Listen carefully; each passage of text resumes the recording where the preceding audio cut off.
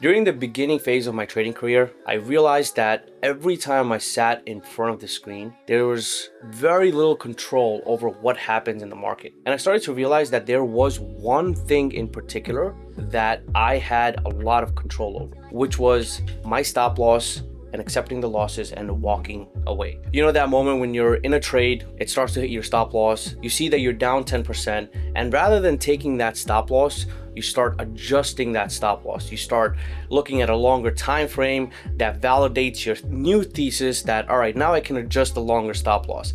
Now you're down 20%, that 20% then turns to 50, and at that point, that trade now turns into something that is impossible for you to recover. Yeah, we've all been there. And also, there has been a time where that trade then turns into you praying, hoping that it just comes back from 50% down to 20% to a 10% loss, or maybe a break-even trade. But here's the truth. If you do not control your losses, if you don't learn to walk away from the screen when you should, you're not going to become a good trader, and you're not going to survive as a trader in the market.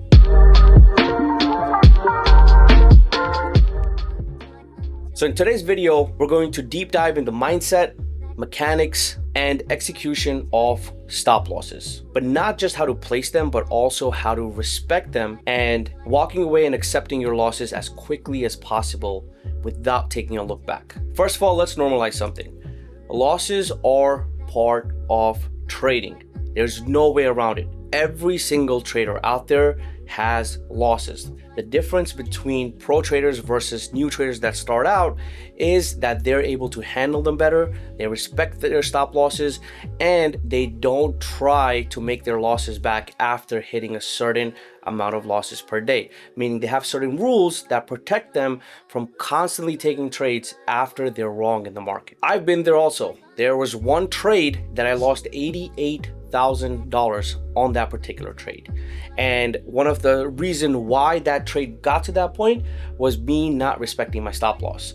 Me adjusting the stop loss. I didn't have a trading plan.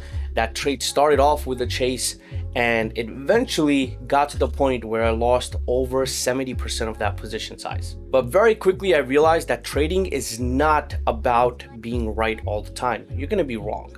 It's about surviving so that you can catch that bigger opportunity that might still come down the line. So if you don't control your downside, you won't have the chance to take that upside trade when it presents itself. So let's go over one thing. Why do most people ignore their stop loss? Fear of realizing that loss, hoping that it will recover, give them their loss back, they'll either break even or be profitable on that trade. Or very simple, ego. They want to be right about every single trade decision that they make. And one of the most common things that I've seen recently is people with smaller accounts, when they see that this is the last trade that they're going to take, they don't have any more cash left to trade for the rest of the day, they don't take the exit because now they're not going to have the chance to take another trade in the market. So because of that mindset, they end up holding that trade, hoping that it will recover or give them some profits. But the reality is, if you lose that money, if you lose that capital, how are you going to have another chance? So you have to think about that when you are overholding these trades that are going against you. And the hard truth about all of this is that hoping is not a strategy. It doesn't work in any business. And most blown accounts happen because of that one trade that you overhold. And it's pretty much a domino effect after that. You hold one trade, doesn't work out, you start taking trades against your plan, trying to revenge trade, and it just opens up a door to a lot of mistakes for traders. So placing your stop loss the proper way is going to be the first step in identifying and respecting that stop. The problem that I see with most traders is that they're not able to find that perfect stop loss. Your stop loss is going to come from a particular key level. It could be from support and resistance, it could be from gamma exposure levels, it could be from supply and demand, it could be from a trend line, it could be from a moving average. There's a lot of ways to identify your stop loss, because the whole point of a stop loss is that it's going to invalidate your thesis. Meaning, if you think that the stock is going to hit a certain level and it doesn't continue, it doesn't have momentum towards that direction, and it starts to pull back, that means there's something wrong about your thesis. So when you're wrong, you need to have a protection against that trade, and that's where the stop loss comes into play. And it must be in line with the trade you're taking. For example, if the risk that you're going in with your total position size is $1,000, your risk on that trade is going to be based on your stop. Let's say it's 10%. That 10% equals to $100, which means that $100 loss should reflect as a stop loss on your chart. So try to remind yourself of this phrase. If this level is broken, I am out of this trade. No questions, no emotions, no looking back at that chart. Take a walk, come back and reset yourself. That discipline is what's going to protect your capital in the long run.